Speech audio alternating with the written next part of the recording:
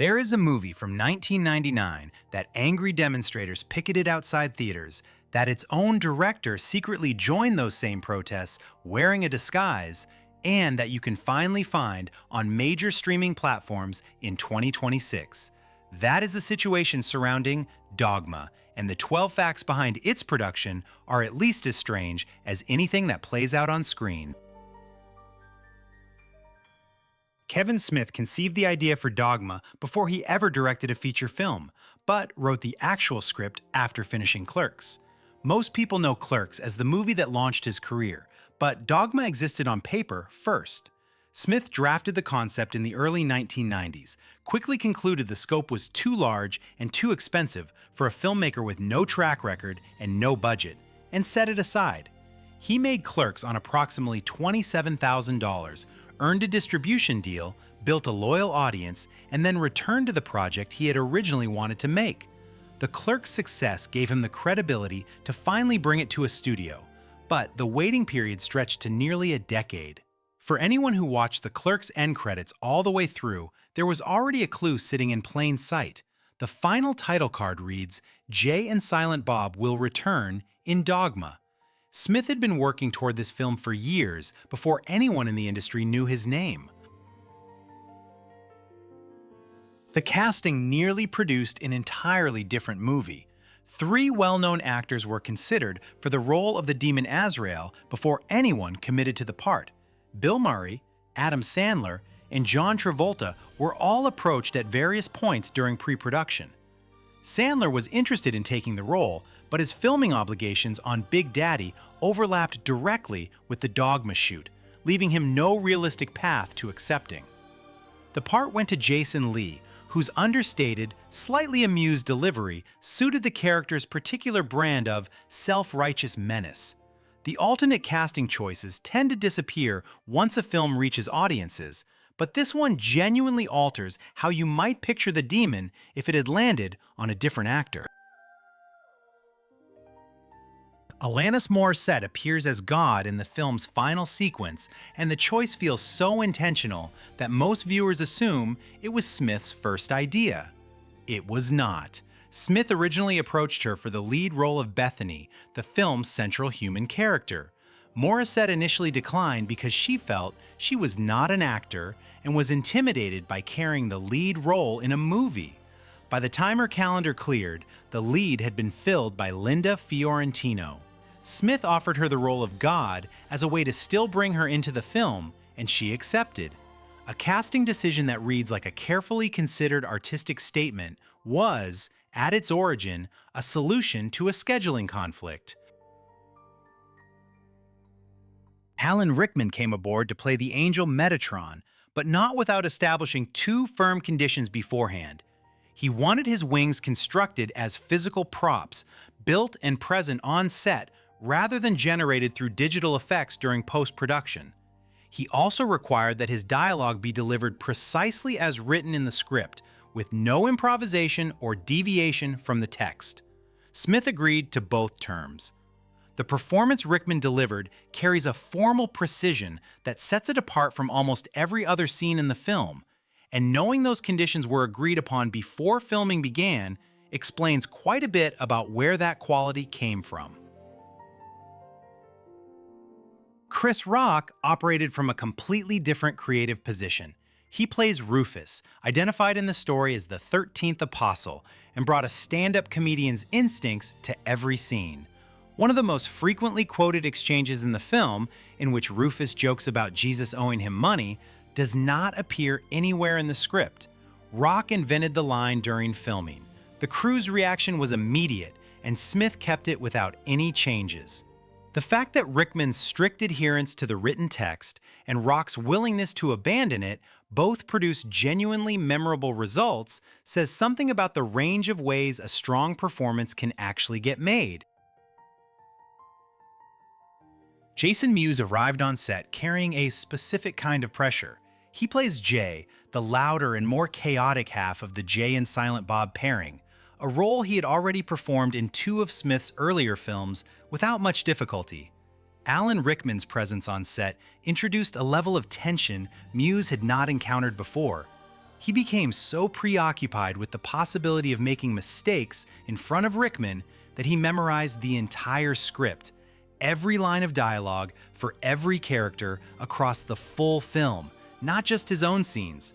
Rickman never behaved in any way that created or justified that anxiety. The pressure was entirely self-generated, which makes the detail more interesting rather than less. George Carlin played Cardinal Glick, a church official enthusiastically launching a rebranding effort for Catholicism, complete with a new slogan and a softer mascot to replace the crucifix. Carlin had spent the better part of his professional life in stand-up comedy, discussing his rejection of organized religion, with considerable frankness, making him one of the more recognizable skeptics in American public life. He took the role because the material genuinely appealed to his sensibilities and aligned with his cynical subversion of religious rules. Carlin performed the part without drawing attention to the obvious irony, which turned out to be exactly the choice that made it work. A more self-aware performance would have collapsed the joke before it landed. The ending that audiences watched in November 1999 was not the one Smith originally wrote. His earlier draft closed with a character asking God the most fundamental of all human questions, asking why humans are here. In that version, God's response was a single word: plastics, though Smith would later frequently joke in commentaries that he originally wanted to end the film with God answering Bethany and causing everyone's head to blow up. Smith eventually decided to replace this ending with a silent, playful gesture, feeling it was a more charming conclusion that remained canonically consistent with the voice of God rule. The original draft survived in the production materials, but never came close to being filmed. When Dogma opened in theaters, religious organizations mounted coordinated protests at venues across the country. Smith attended one of those protests himself, holding a handwritten sign that read, "Dogma is dog shit," and standing in the crowd of demonstrators.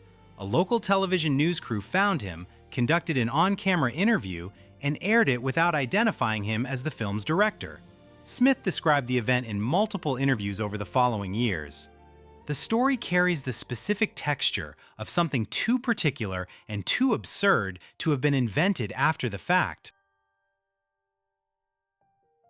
Dogma had a production budget of around $10 million.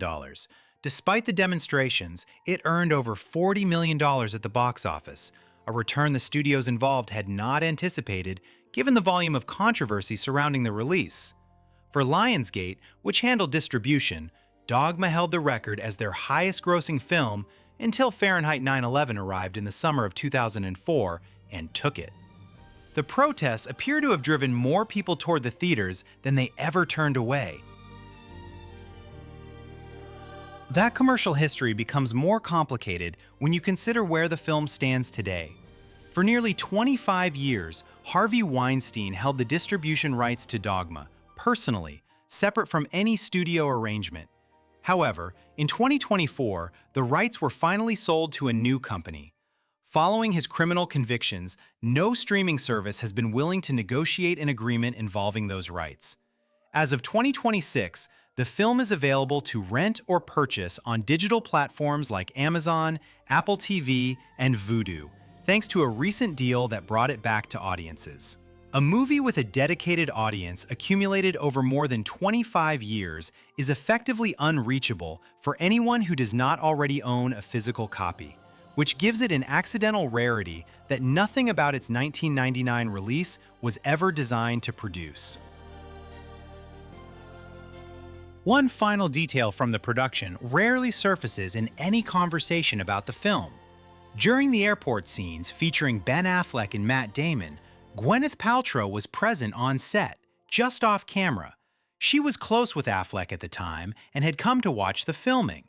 She stayed near the camera while those scenes were recorded, meaning some of the film's most discussed footage was shot with an uncredited observer sitting within a few feet of the lens. Nothing in the finished film reveals she was there. Dogma is a film surrounded by contradictions that still sit unresolved. Its director was a practicing Catholic at the time who made a theological comedy and received death threats for it. Its cast includes a publicly declared atheist playing a priest, a musician who accepted the role of God only after a scheduling conflict blocked her from the lead, and a comedian whose improvised line became the one audiences carried out of the theater. The film set a box office record for its distributor, while demonstrators stood outside the entrances, and today it has finally been freed from a legal arrangement that made it functionally invisible for decades. A film that everyone seemed to know about, but almost no one could watch without tracking down a physical copy, until the rights were finally purchased and it returned to digital platforms. That gap between what something was designed to be and what it ultimately became is, appropriately enough, the exact tension the film spent its entire running time trying to examine.